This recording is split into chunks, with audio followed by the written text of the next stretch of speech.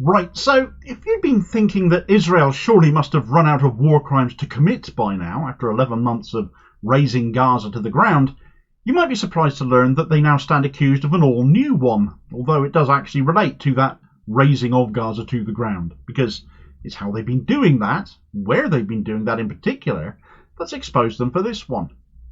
Forget the excuses to be destroying structures in Gaza, from housing to hospitals to churches and mosques to schools, because these buildings were being used as Hamas weapons caches and bases of operation. That excuse, which is worn tediously thin by now, has been blown apart, because this hasn't been random destruction in the name of eliminating Hamas in all cases. In one significant case that's been identified, what they've done instead is indulge in wanton destruction in Gaza, and there's been a specific pattern to it that's exposed it. Right, so wanton destruction, a form of collective punishment against Palestinian civilians, has been identified as a new war crime being committed by Israel, thanks to an investigation that's been ongoing for several months now by Amnesty International, who have examined the destruction meted out by Israel as it has progressed down the length of the Gaza Strip since last October through to May of this year, and the results have been rather startling.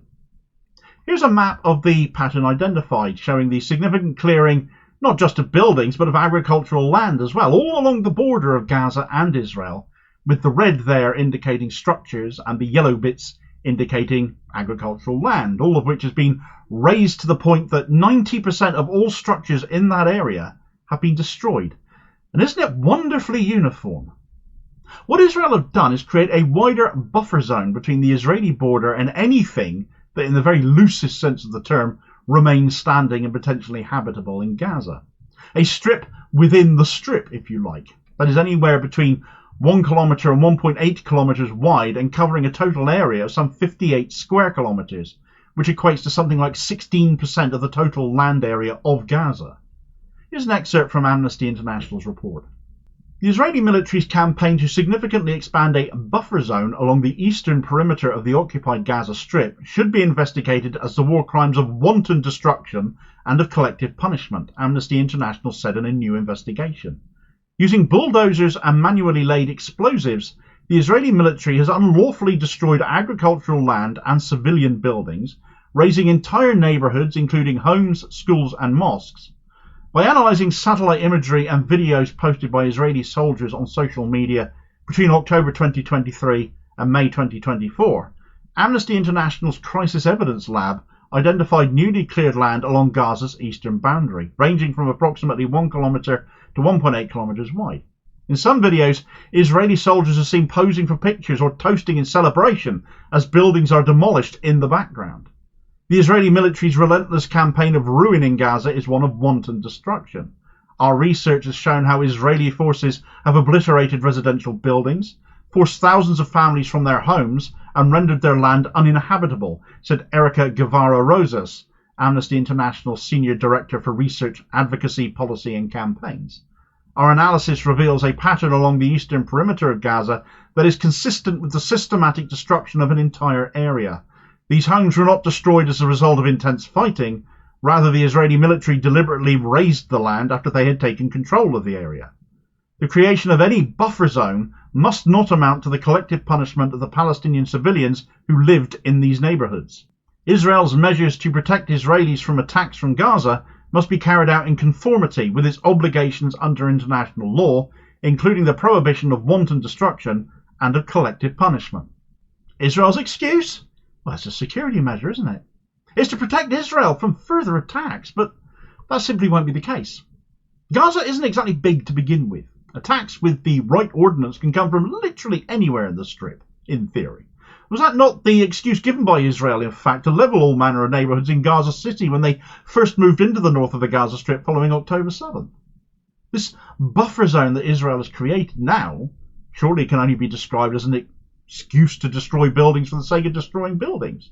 Are they going to argue that these buildings were all legitimate targets because they are prime real estate for Hamas to hole up in and attack Israeli communities over the border wall? Well, that won't stand up in court either here, will it? Why destroy the agricultural land as well then? I realise Israel insists that Hamas build all these tunnels, but in the middle of a field? I don't think they're moles.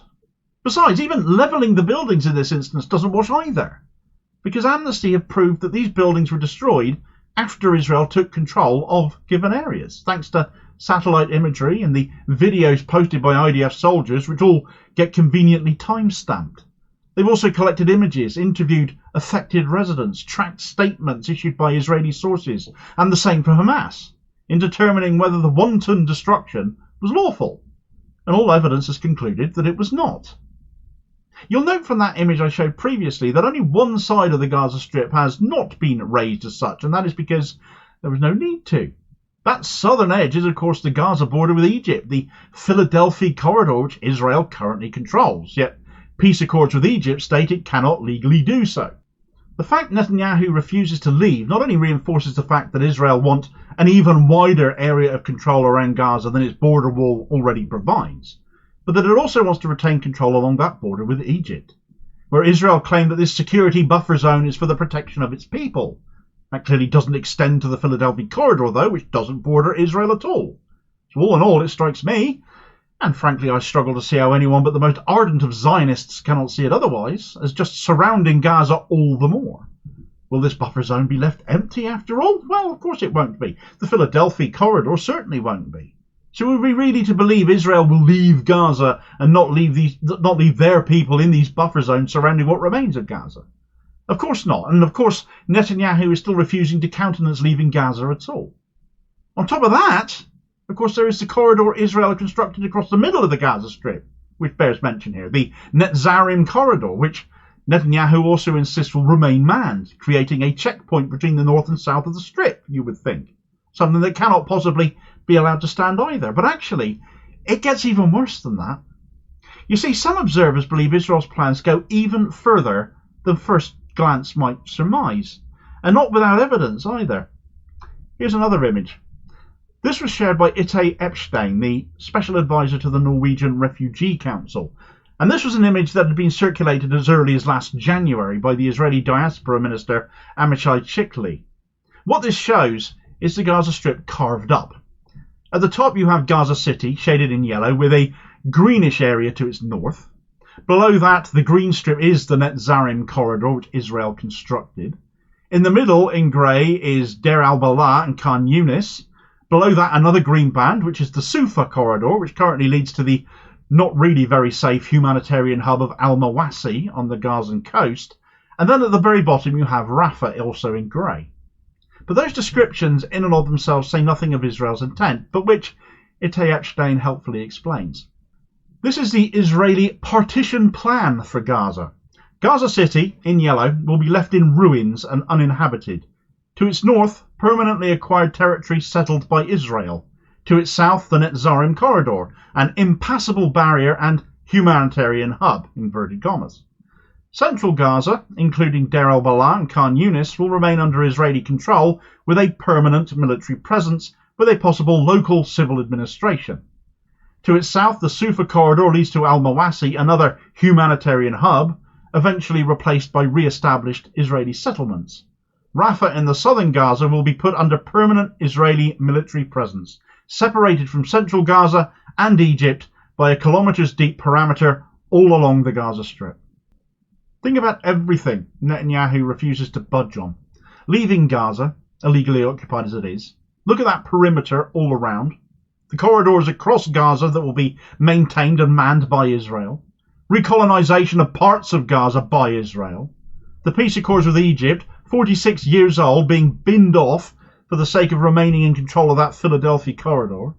Everything we're seeing Israel do is bringing that image of a future Gaza into reality, whilst the world just keeps wringing its hands over it. The US telling us that a ceasefire deal is 90% of the way there has come out in the last couple of days, only to have Netanyahu himself pop up on TV and say, no, that's not true. Who is the West trying to kid here? Netanyahu is a man who functionally cannot go into retreat. He'll end up out of power, and that's the last thing he wants. At what point Western leaders far too in hock to the Israel lobby finally realise they are getting nowhere with this power at all costs obsessed madman, I really don't know. But without sanctions, without enforcement of international humanitarian law, this is what will happen, and I really can't see how anyone anymore can be deluding themselves otherwise. I've said it before and I'll say it again. I cannot see how this situation in the Middle East can possibly be resolved whilst this Israeli government remains in power.